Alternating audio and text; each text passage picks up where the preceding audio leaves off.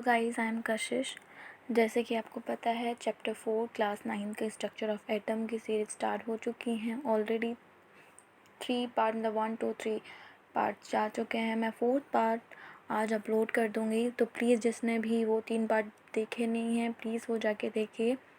And ये 4th वाला भी आ रहा है, तो प्लीज़ 4th वाले को भी जल्दी से देखिएगा। जिसको भी जहाँ भी डाउट हो प्लीज़ कमेंट बॉक्स में अपना डाउट मेंशन कीजिएगा, जिससे मैं आपके डाउट को सॉल्व कर पाऊँ।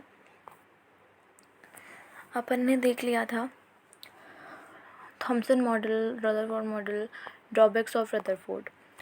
ठीक है, आज अपन देखेंगे कि जैसे कि मैंने उस दिन आपको बताया था, मतलब 3rd पार्ट जो था उसमें मैंने आपको बताया कि अगर रदरफोर्ड के अकॉर्डिंग इलेक्ट्रॉन स्टेबल नहीं है और रिवॉल्व करता रहता है, जिसकी वजह से न्यूक्लियस में आके वो ख़त्म हो जाएगा एटम पूरा।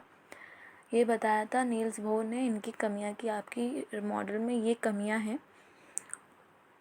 उसके बाद क्या हुआ, आप बोलेंगे अब कमियों के बाद तो कोई सही चीज़ आनी चाहिए या नहीं आनी चाहिए। जब इनको पता है कि भाई ये गलत है तो वो सही चीज़ भी जानते होंगे। तो जी हाँ, वो सही चीज़ जानते थे। तो रदरफोर्ड के बाद आए नील्स बोर। ये देखिए 4.2.3 Bohr's model of atom. Rutherford के बाद इनने भी एक्सपेरिमेंट एक मॉडल किया। इन्होंने ज़्यादा कुछ नहीं किया, बट जो रदरफोर्ड की कमियां थी, गलतियां थी, उनको सही करके इन्हें अपना मॉडल प्रस्तुत किया। अब ये देख सकते हैं आप, ये येलो बॉक्स है। जैसा कि मैंने आपको पहले बताया, जिन लोगों को साइंटिस्ट के बारे में पढ़ना है, जानना है, तो प्लीज़ आप लोग ये येलो बॉक्स में पढ़ सकते हैं अच्छे से। साइंटिस्ट के बारे में, सभी साइंटिस्टों के बारे में आपको अच्छे से जानने को मिलेगा। ठीक है ना। तो आज का लेक्चर स्टार्ट करते हैं कि बोर्स ने, नील्स बोर जो साइंटिस्ट थे, उन्होंने रदरफोर्ड के मॉडल को कैसे तरीके से सही किया। तो जैसे कि मैंने आपको कल एक डायग्राम बताया था रदरफोर्ड के मॉडल का, कि वो न्यूक्लियस में आके ख़त्म हो जाए, एक जलेबी की तरह, जिसका कोई मतलब अलग अलग सेपरेट कोई नहीं है। इलेक्ट्रॉन एक पॉइंट पे अगर वो घूम रहा है और एक पॉइंट पे आके वो न्यूक्लियस में चला जाएगा और एटम वहीं पे ख़त्म हो जाएगा, राइट। तो अब ये है जो रदरफोर्ड ने किया। इन्होंने क्या किया देखिए, पहले पढ़ते हैं फिर देखते हैं। In order to overcome the objection raised against Rutherford model of the atom, Niels Bohr put forward the following postulate about the model of an atom. Only certain special orbits known as the of electron are allowed inside the atom while revolving in this orbit. The electron do not need energy. देखिए, मैंने आपको बताया था कि electron nucleus के अंदर रहता है और न्यूक्लियस जो होता है बहुत छोटा होता है। फॉर एन एग्ज़ाम्पल, मैंने आपको उस दिन भी कोई एग्ज़ाम्पल दिए थे, आज मैं भी आपको एक नया एग्ज़ाम्पल देती हूँ। जैसे आप जिस कमरे में बैठे हुए हैं, अपने घर के रूम्स होते हैं, कमरे होते हैं, तो एक कमरे में जो सेफ्टी पिन वगैरह होता है ना, सुई होती है, कह सकते हैं, जो सुई धागा वाली सुई होती है, वो रख दी जाए, उसके बराबर होता है न्यूक्लियस एटम के अंदर। मतलब एटम अपना कमरा ले लो और जो सुई है, जो सेफ्टी पिन है, वो अपना क्या है, न्यूक्लियस है। मतलब इतना छोटा होता है। ठीक है, तो ये बात हुई इसकी। उसके बाद मैंने आपको यही चीज़ बताई थी कि इलेक्ट्रॉन जो है रिवॉल्व करेगा, घूमता रहेगा, तो उसकी एनर्जी भी क्या होगी, लॉस्ट होती जाएगी, ख़त्म होती जाएगी कि नहीं होती जाएगी। क्योंकि मैंने आपको एग्जांपल दिया था जैसे कि अपन जैसे मार्केट में घूमेंगे तो अपनी एनर्जी ज़्यादा लॉस्ट होगी कंपेयर टू अपने घर में घूमने से। अपने घर में घूमने में अपना कितनी एनर्जी वेस्ट होगी, ज़्यादा से ज़्यादा कितनी। अपना घर 2 मंजिला होगा, 3 मंजिला होगा, ज़्यादा से ज़्यादा 4 मंजिला होगा, और कुछ तो नहीं ना।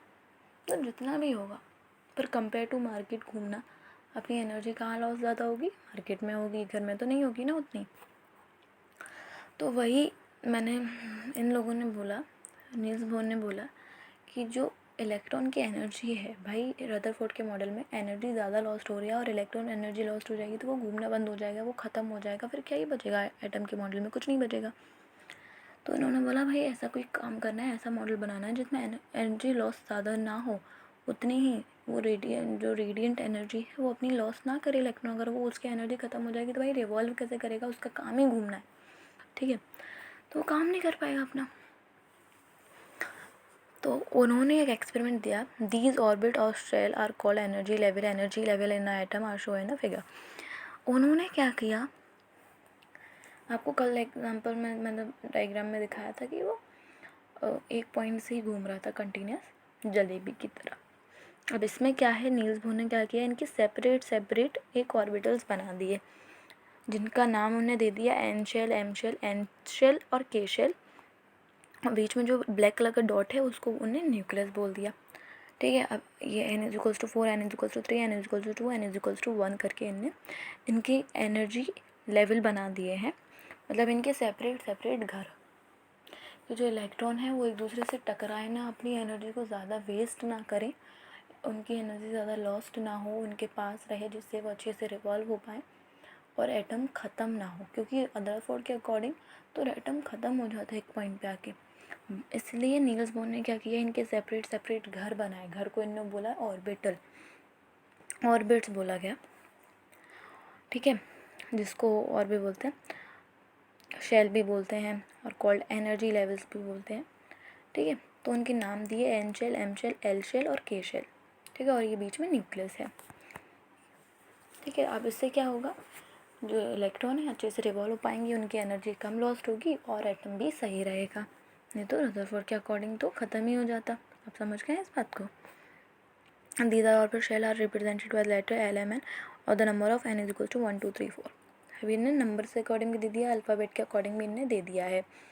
आपको इतना मैंने जितना समझाया आई थिंक आपको समझ में आ जाना चाहिए था कि रदरफोर्ड के मॉडल में जो कमियां थी वो नील्स बोर ने पूरी की आके। सिर्फ उनकी 2-3 कमियां थी जो कि नील्स बोर ने अच्छे तरीके से पूरी की, कि इलेक्ट्रॉन अब अपने अपने घर में ही रहेगा तो उसकी एनर्जी कम वेस्ट होगी और एटम भी सेफ रहेगा, ख़त्म नहीं होगा, क्योंकि उनके अकॉर्डिंग तो इलेक्ट्रॉन ख़त्म ही हो जाता ना, कंटिन्यूस इलेक्ट्रॉन रिवॉल्व करता उनके अकॉर्डिंग, उनके जो ऑर्बिट में, क्योंकि उन्हें सेपरेट ऑर्बिट डिसाइड नहीं किए थे।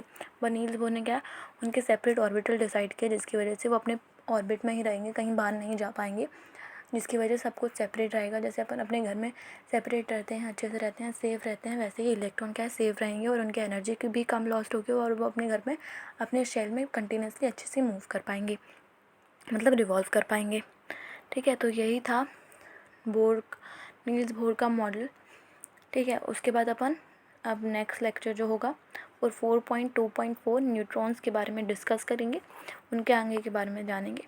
और जिन लोगों को इसमें थोड़ा सा डाउट जो भी कुछ हो तो प्लीज़ कमेंट सेक्शन में लिख सकता है। Thank you.